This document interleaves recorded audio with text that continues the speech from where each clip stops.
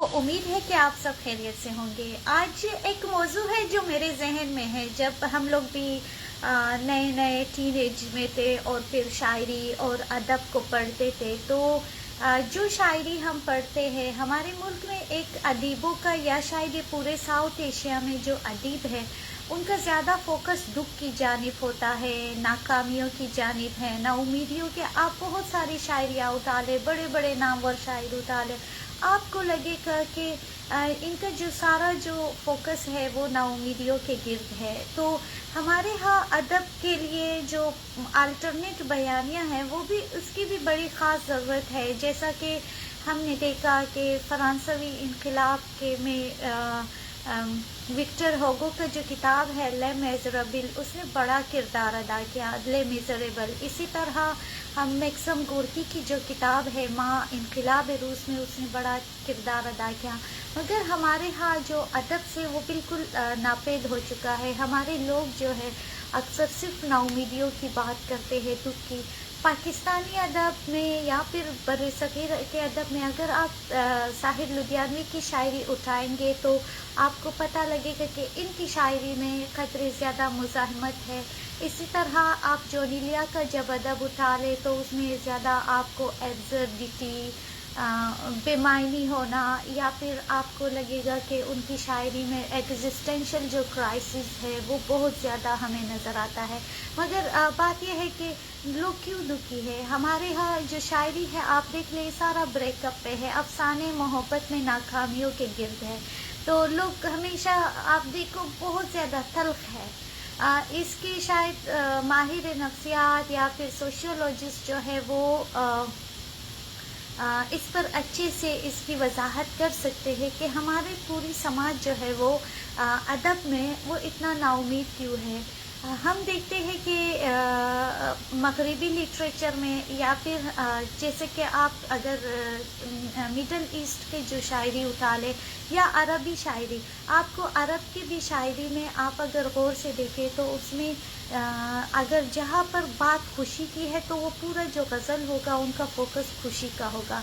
इसी तरह आप देख लें कि अगर आपका जो क्या नाम है इसका, अगर आपका आपके यहाँ खुशी के अंसर के अलावा अगर आप देखें सेंट्रल एशियन शायरी में अगर वो महबूबा के बिछड़ने का है तो पूरी शायरी जो है वो उसी के गिर्द घूमती है। मगर हमारी जो सेंट्रल एशियन शायरी है उसमें या गज़ल है, आप देख ले, एक मिसरा खुशी का है, दूसरा मिसरा बिछड़ने का है, तीसरा मिसरा जुदाई का है, ये दुख का है। इससे पता नहीं ये जाहिर होता है आया हमारे दानिश्वर मूड स्विंग का शिकार है या क्या है। फिर हमारे यहाँ दानिश्वरों का जो एक मसला है वो समाजी इश्यूज़ पर नहीं लिखते हैं, उनके अदब से वो नज़र नहीं आता, वो बहुत ज़्यादा फैंटिसाइज करके चीज़ों को लिखते हैं। मिसाल के तौर पे हमारे मुल्क में बहुत सारे ऐसे इश्यूज़ हैं जिसको निहायत खूबसूरती से अदीब का काम होता है कि समाज को झंझोड़े, उसके रूट्स को चेंज करे। मगर आवाज़ क्लियर नहीं है, मुझे नहीं पता इसका क्या रीज़न है। अभी आवाज़ सही होगा। वालेकुम सलाम अता मोहम्मद। जो समाज का जो रूट्स है उसको झंझोड़े, मगर हमारे सारे अदीब जो है मुंह बंद करके बैठे हुए हैं, वो बात नहीं करते, वो लिखते नहीं हैं। हालांकि सबसे ज़्यादा जो सेफ साइड है जो तहरीकों का है, जो मुज़ाहमती तहरीकों का है, वो मुझे लगता है कि वो अदब है, अदीब है। जैसे अगर आप अहमद फराज का शेर देख ले मुहासिरा, तो आपको पता लगेगा कितना ज़बरदस्त उसने लिखा है। या फिर पेशावर कातिलो तुम सिपाही नहीं। इसी तरह साहिर लुधियानवी का फेमिनिज़म के हवाले से औरत को लेकर उसने बहुत खूबसूरती से उसको डिफ़ाइन किया है, उसके मिज़रीज़ को।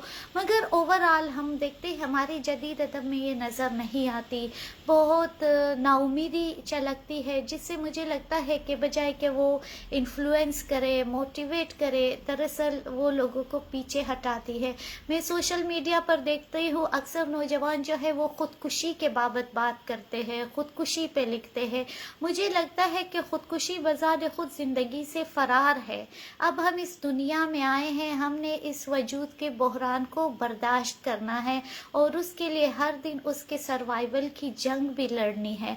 तो मुझे लगता है कि जो हमारे दोस्त खुदकुशी पे शायरी करते हैं, खुदकुशी के लिए लिखते हैं, दरअसल वो उसको ग्लोरीफाई कर रहे होते हैं, उसको लोगों को ज़्यादा मोटिवेट करते हैं, उनकी जहन साजी करते हैं कि वो सुसाइड की तरफ आए। तो हमारे अदीबों और दानिश्वरों को सोचना चाहिए।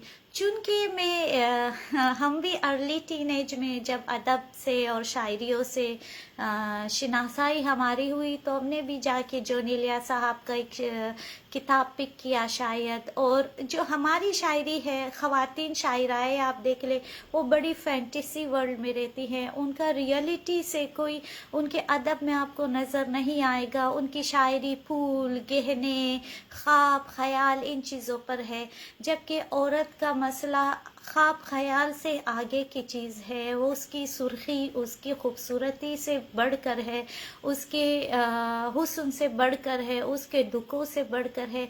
और मैं बताऊँ कि हम लोग इस दुखों के फेज से निकल सकते हैं, ये काम हमारे अदीबों का है। अदब का काम नाउमीदी फैलाना नहीं है, अदब का काम समाज को झंझोड़ना है, अदब का काम लोगों को शऊर देना है। तो इसलिए लोगों के लिए ज़रूरी है कि जब आप लिखे, मैं नक़ाद नहीं हूँ, मैं सिर्फ़ एक किताबें पढ़ती हूँ। मैं क्या कहते हैं उसको, मैं बिल्कुल नहीं समझ सकती कि अदब में क्या होना चाहिए, पर मैं एक रीडर के तौर पर मुझे लगता है कि जब हम वो किताबें पढ़ते हैं, हम इन्फ्लुएंस होते हैं, तो बहुत ज़्यादा उसमें नाउमीदी और हम कह सकते हैं कि परेशानियाँ लगती है, जो कि अच्छे अलामात नहीं हैं। हमारे मुतरजम्स भी बड़े जो तर्जुमा होता है वो भी मोहब्बत की किताबों पे ज़्यादा फोकस होता है। आसान किताब पता नहीं हम क्यों चुनते हैं, आसान अदब को हम क्यों चुनते हैं। तो इस पर हमारे अदीबों को सोचना चाहिए कि बायोग्राफीज़ भी बड़ा कच्चा लिखते हैं, वो बायोग्राफी जो होता है ओरिजिनल, तो इसको भी देखना चाहिए। खैर हम भी टीनेज में थे तो शायरियों से लगाव था, होता है सब नौजवानों को, लड़के लड़कियों को और नौजवानों को चाहिए वो बेपनाह मोहब्बत करे और उसके इजहार में कभी भी देर ना करे, चाहे खातून है मर्द है। आपका समाज में अभी लोग इतने, चाहे वो मौलवी का घर भी हो, इतना कंजर्वेटिव लोग नहीं है कि बहुत कंजर्वेटिव नहीं है कि लोग जो है वो करे, क्या कहते हैं,